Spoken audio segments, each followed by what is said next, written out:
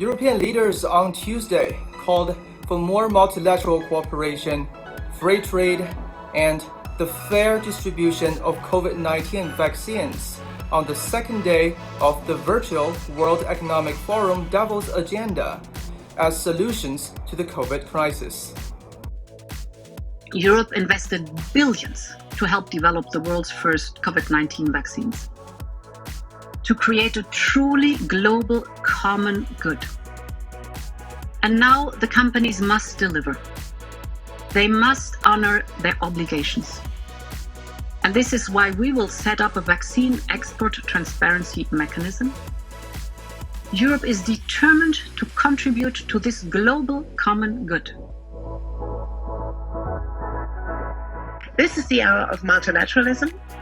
I think that WTO is absolutely of the essence if we really want to be sincere about multilateralism. And we see a number of bilateral trade agreements, multilateral trade agreements in the